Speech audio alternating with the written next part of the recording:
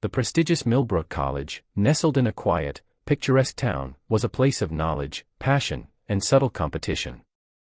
The stone buildings, ivy-covered walls, and manicured lawns created a facade of academic brilliance, where students spent their days chasing degrees and professors shaped the future. Among the staff, Professor Claire Harrison was admired by students and faculty alike for her intellect and grace. At 32 years old, Claire had a rare combination of beauty and brains that made her a sought-after presence on campus. Her dark hair cascaded past her shoulders, and her piercing blue eyes were often seen scanning the room with an almost otherworldly calm. But despite her confident demeanor, Claire had never quite figured out what to do with the magnetism she seemed to have over the students in her class. To them, she was not just a teacher but a figure of untouchable allure. In her Literature 102 class, 2 students stood out from the rest. James Porter, 21, was the charming and outgoing captain of the college football team. With a jawline sharp enough to cut glass and a smile that could melt anyone's defenses, James was used to getting what he wanted. He quickly noticed Claire's subtle, yet captivating beauty and began paying her extra attention. Then there was Ethan Cole, 22. He was quieter than James, an enigma wrapped in long, dark curls and a brooding intensity that made people pause when he spoke. He was a philosophy major, and his ideas on life, love, and the world had an almost mystical quality that intrigued Claire. Where James offered charisma, Ethan gave her depth. The two men, polar opposites in almost every way, found themselves drawn to Claire, and she, in turn, felt herself becoming intrigued by their differences. One late afternoon, after class had ended, Claire was packing her notes when she noticed James lingering near the doorway, his posture relaxed but his gaze fixed on her.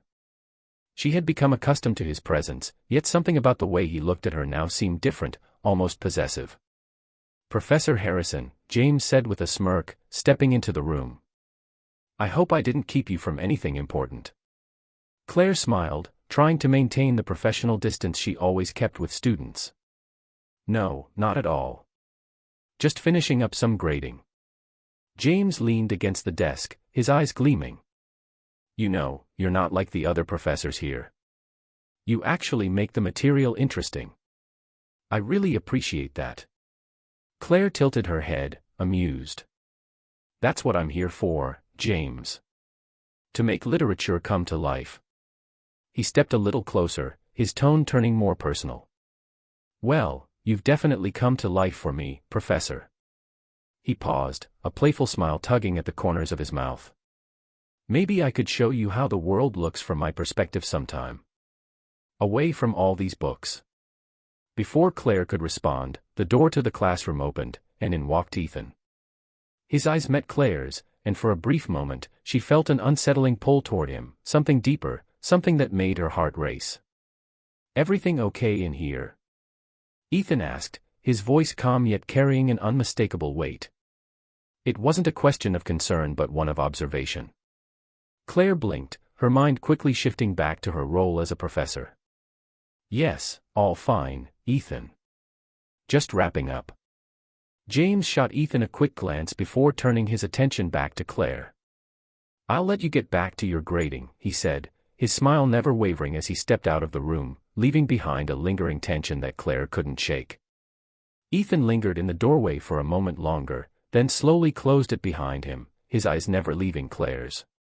"James has a way of getting under people's skin, doesn't he?" he remarked, his voice low and steady. Claire smiled, though her mind was still racing with the strange mix of emotions from the exchange with James. "He's persistent. But he means no harm." Ethan's expression softened. "I'm not so sure about that. People like him don't know the meaning of boundaries." The remark hung in the air for a moment, and Claire found herself unexpectedly drawn to Ethan's caution. There was a depth to him that was hard to ignore, a sense that he saw more than he let on. Unlike James, who was so outwardly confident, Ethan's quiet intensity made him unpredictable.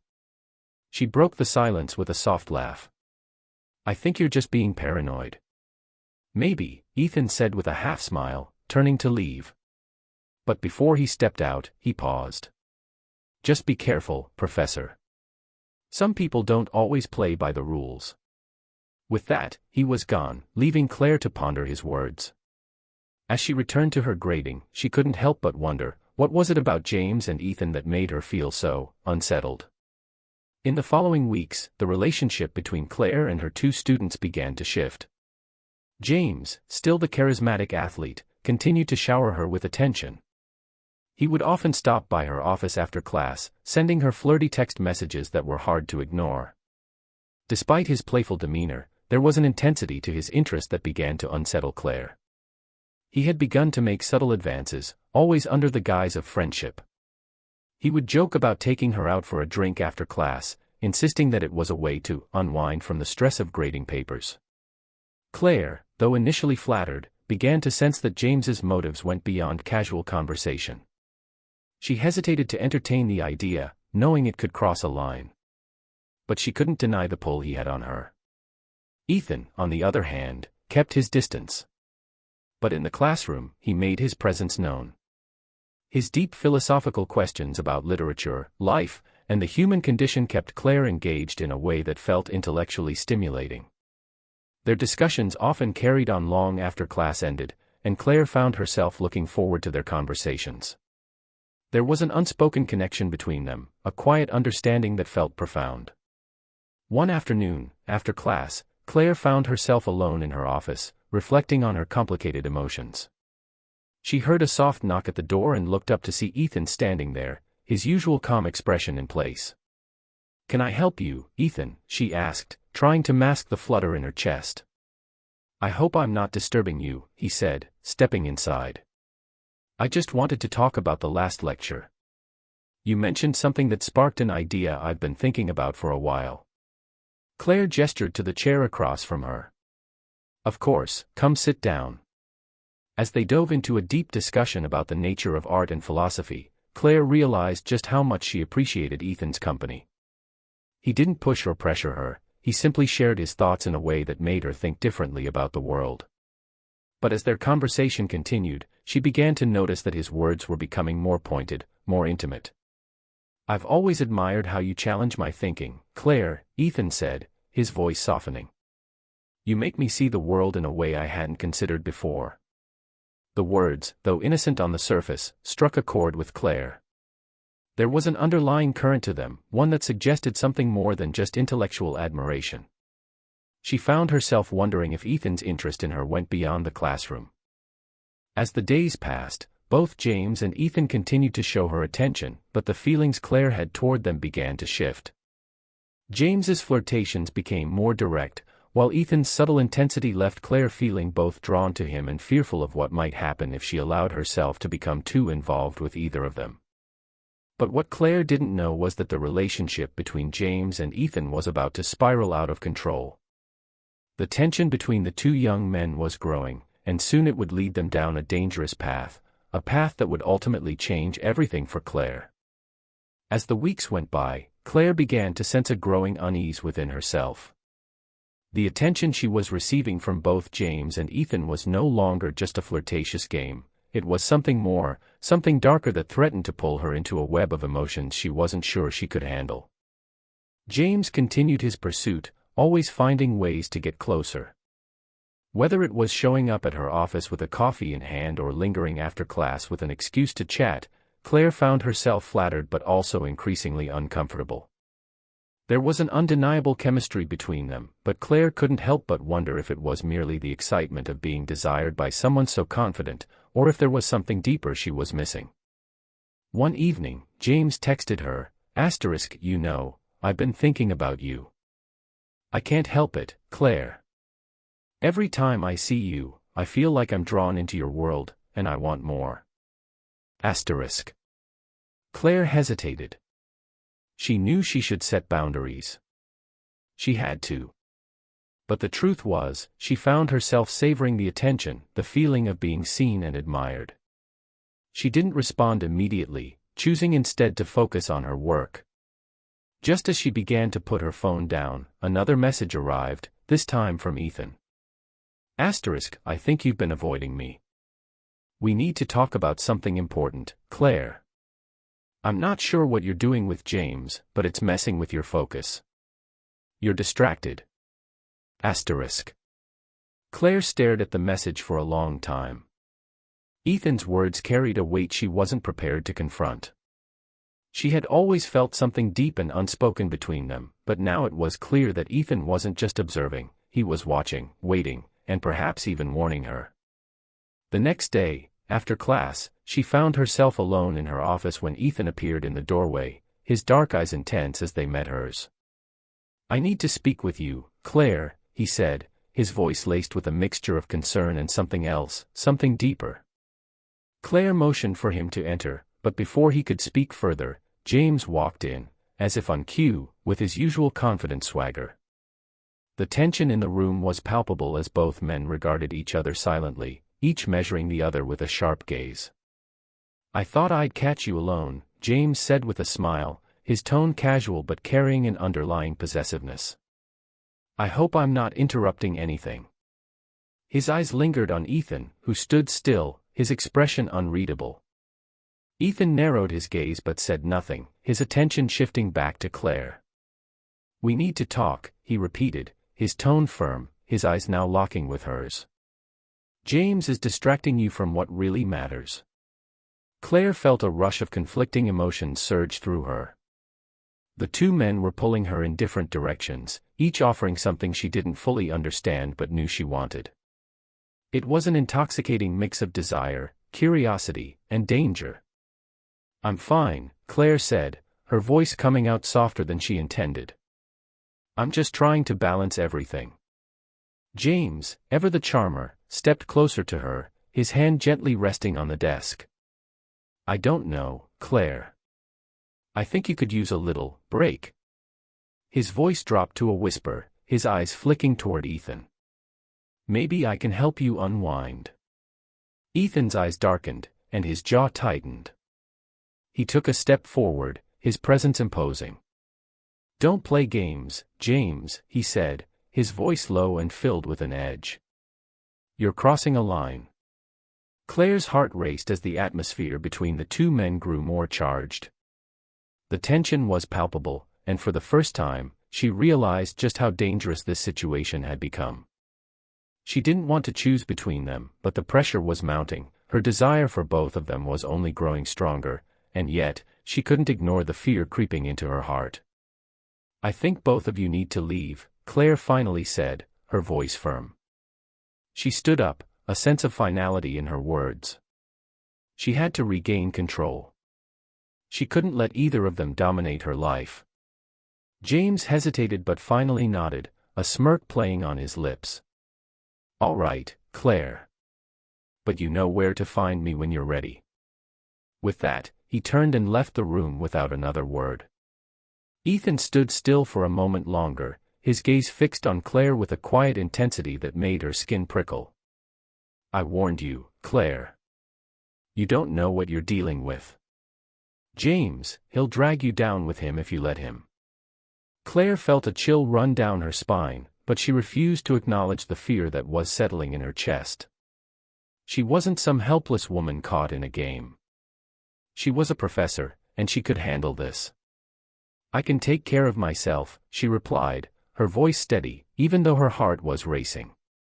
"But thank you for your concern." Ethan's eyes softened for a moment, and then he turned and left the room without another word, leaving Claire alone with her thoughts.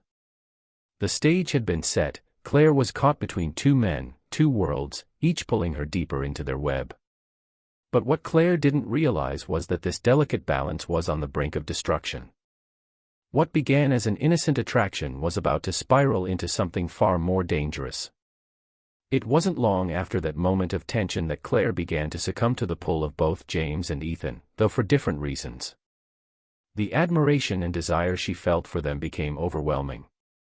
The lines between right and wrong blurred as she found herself walking a tightrope between the two men, each of whom seemed to want her in their own way. James, with his confidence and charm, made her feel alive in a way she hadn't felt in years. His flirtations became more frequent, more daring, and soon, they were meeting for drinks after class. They would talk about literature, their lives, and their dreams, but there was always an undercurrent of something else, something Claire couldn't ignore. James wanted more than just friendship.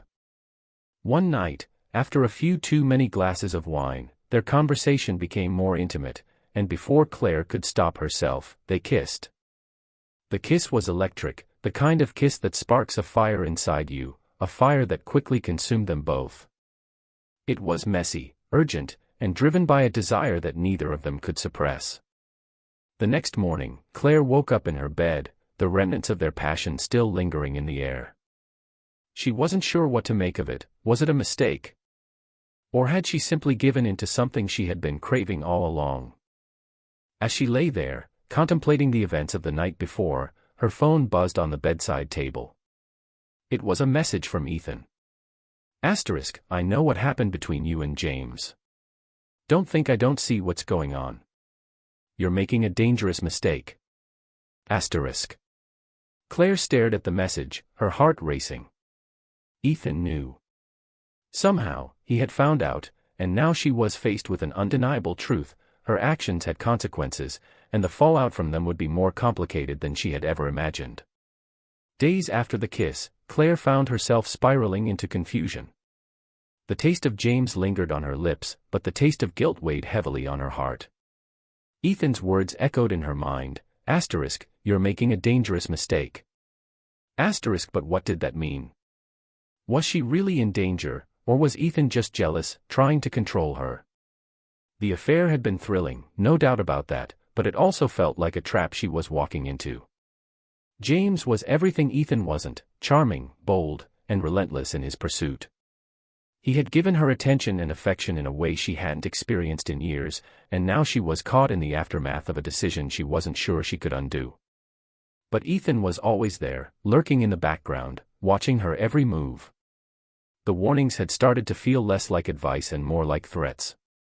He'd been sending her cryptic texts, occasionally showing up at her office just to check in and make sure she was doing okay. His presence, once comforting, now seemed oppressive.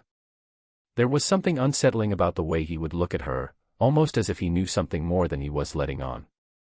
One afternoon, after class, Claire found herself alone in her office when Ethan knocked on the door. He didn't wait for an invitation, he simply entered, his expression unreadable. "Can we talk?" he asked, his voice low, his eyes filled with a strange mixture of anger and sadness. Claire nodded, though her stomach churned with apprehension.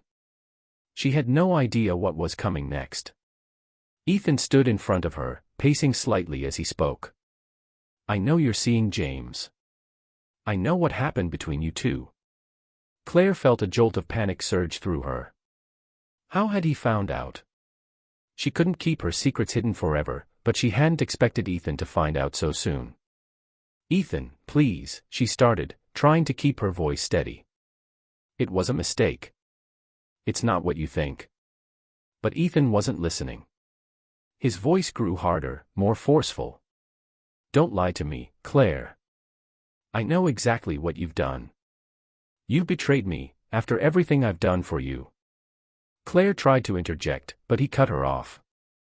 "You think you can just run off with James and forget about me? Well, let me make something clear. You can't have both of us. If you think you can, you're wrong." Ethan's words were like a slap in the face. There was something in his eyes, something dark and dangerous, that made Claire realize just how serious the situation had become. This wasn't just a love triangle, it was something much more perilous. "You don't get to control me, Ethan," Claire snapped, finally finding her voice. "I'm not your property, and I'm not a pawn in your game." Ethan's expression twisted into something cold, something that sent a shiver down Claire's spine. He leaned in closer, his eyes never leaving hers. "You think you're in control, Claire? You think you can walk away from this? There's no easy way out. You're already too deep in, and if you think you can just leave without consequences, then you're wrong." The tension in the room was suffocating. Claire could feel the heat radiating off of him, and yet, she couldn't tear her eyes away from his. She had never seen him like this before, so angry, so determined, and so full of threats. "I never wanted this," she whispered, the truth slipping from her lips before she could stop it. "I never wanted any of this. But now, I don't know how to fix it." Ethan's gaze softened for a moment, and he stepped back, his posture relaxing. But then, just as quickly, his expression hardened again. You can't fix it, Claire. You've already made your choice. Claire's heart raced as she realized the gravity of what she had done. She had betrayed Ethan, and now, the consequences were beginning to unfold before her eyes. The affair between Claire and James continued to escalate, and with each passing day, Claire felt herself getting more tangled in the web of deceit and desire. She couldn't deny the chemistry between them. It was electric, intoxicating, and undeniably powerful. But the deeper she went, the harder it became to keep her emotions in check. James, despite his charming demeanor, was not as carefree as he appeared. He was obsessed with Claire in a way that bordered on unhealthy. Every time they were together, it felt like the world around them disappeared, and nothing else mattered. But Claire had begun to see cracks in his facade, his possessiveness, his need for control, and his ability to manipulate her emotions to get what he wanted. James wasn't just a man she was attracted to, he was a force she could no longer escape. One evening, after a particularly heated exchange between them, Claire found herself sitting in her office, staring at the empty space in front of her. The weight of her decisions had begun to feel too heavy to bear. She didn't know what to do anymore. She couldn't go back to Ethan, and she couldn't stay with James. But she also knew one thing: she couldn't leave without consequences. The night before, Ethan had warned her again, this time with an ominous finality in his voice. You think you can just walk away from this? It's too late, Claire. You're already in too deep. James, too, had made it clear that he wasn't going to let her go without a fight. You're mine now, Claire. No one is going to take you away from me. Not Ethan. Not anyone. The pressure was unbearable. Claire felt suffocated by their love, their obsession, and the constant tug-of-war between them. She wasn't sure who she was anymore, or who she wanted to be. The person she had been, the independent, strong professor, was slipping away, replaced by someone she didn't recognize. That night, she stood by the window, staring out into the darkness, her thoughts swirling with confusion and fear. She didn't know what to do, or even if she could survive this storm that was closing in on her. The next morning, everything changed. Claire arrived at school to find a sea of flashing lights and police cars parked in front of the campus. The tension in the air was palpable as students and faculty alike gathered around, whispering in hushed tones. Something had happened. Something terrible. Claire rushed inside, her heart pounding in her chest. She was stopped by a police officer at the door of her office. I'm sorry, Miss Walker, but you can't go inside. There's been an incident. Claire's stomach twisted. What's happened? She demanded, panic rising in her chest. The officer hesitated, then spoke in a low, somber voice. There's been a murder. One of your students. James Morrow. Claire felt her knees go weak, and she had to steady herself against the doorframe. James was dead. The man she had kissed, the man she had been entangled with in a forbidden affair, was dead. The campus transformed into a crime scene overnight. Police cordoned off sections of the building, and investigators flooded the halls, questioning students, faculty, and staff. Detective William Kane, a seasoned investigator known for his meticulous approach, took the lead on the case. Detective Kane was a stoic man in his early 40s, with sharp eyes that missed nothing. He was methodical in piecing together evidence, and his reputation for uncovering the truth was well known. He began by interviewing Claire, whose connection to James as his professor and confidant was well documented. Ms. Walker, Kane started, his voice calm but probing, it's come to my attention that you and Mr. Morrow were close. Can you tell me about your relationship? Claire felt her pulse quicken. She knew this moment would come, but she wasn't prepared. James was a student of mine. A very talented one. He often sought guidance about his future. Kane's eyes narrowed slightly. And did your relationship extend beyond the professional? Claire hesitated, her silence more telling than she realized. No. I mean, we spoke occasionally outside of class, but it was nothing inappropriate. Kane jotted down notes, his expression unreadable.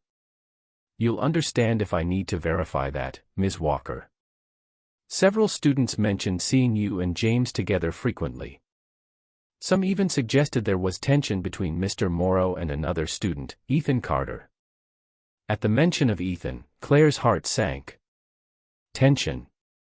I wouldn't know about that. Kane leaned forward. Ms. Walker, the more you withhold, the harder this gets for everyone. If there's something you're not telling me, now is the time. Claire swallowed hard. She couldn't bring herself to admit the truth, not yet.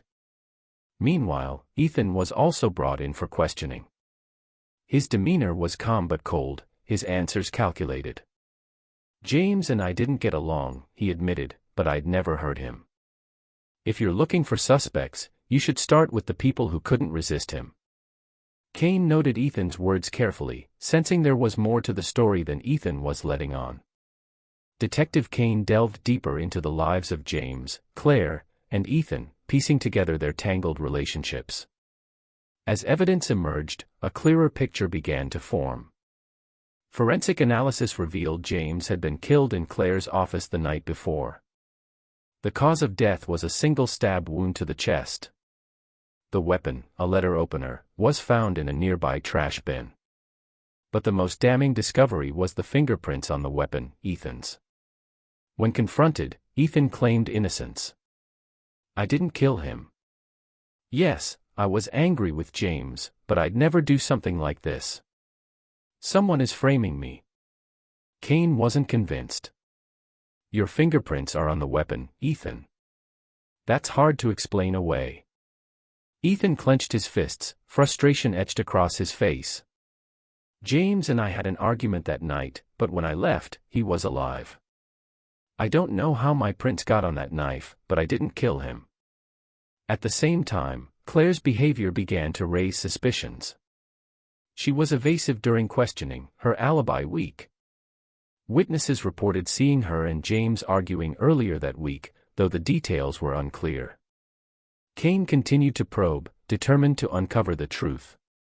He knew the murder wasn't as simple as it appeared. The love triangle between Claire, James, and Ethan was the key, but the motive for the murder was still murky. The trial began with a media frenzy. Reporters swarmed the courthouse, eager to cover the scandalous case of a professor, her student lover, and a murder that had rocked the community. Ethan was the primary suspect, but his defense attorney argued that the evidence was circumstantial.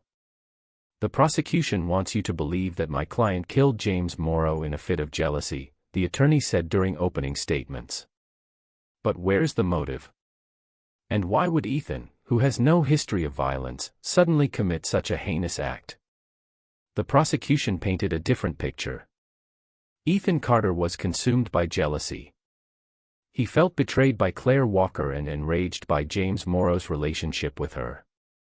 The evidence is clear, his fingerprints were on the murder weapon, and he had both motive and opportunity. Claire was called to testify, and her appearance on the stand was met with intense scrutiny. She admitted to her affair with James, a revelation that sent shockwaves through the courtroom. Yes, she confessed, her voice trembling, James and I had a relationship. But I never wanted it to come to this. I cared about him. Her testimony only deepened the mystery. Was she protecting Ethan? Or was there more to her story than she was willing to reveal? The trial lasted weeks, with twists and turns that kept the public on edge. In the end, the jury was faced with a difficult decision. The evidence against Ethan was strong, but there were still unanswered questions. After days of deliberation, the jury reached a verdict. Ethan Carter was found guilty of second-degree murder. The courtroom erupted with mixed reactions, some relieved, others outraged. Ethan's family wept as the sentence was read, 25 years in prison. Ethan himself maintained his innocence, shouting, "I didn't do it," as he was led away in handcuffs. Claire watched in silence, her emotions a whirlwind of guilt, grief, and relief. She knew the truth was more complicated than anyone realized, but she also knew that the choices she had made had set this tragedy in motion. The murder of James Morrow left an indelible mark on the community. The college implemented stricter policies regarding faculty-student relationships, and the scandal served as a cautionary tale for others. Claire resigned from her position and moved away, seeking a fresh start.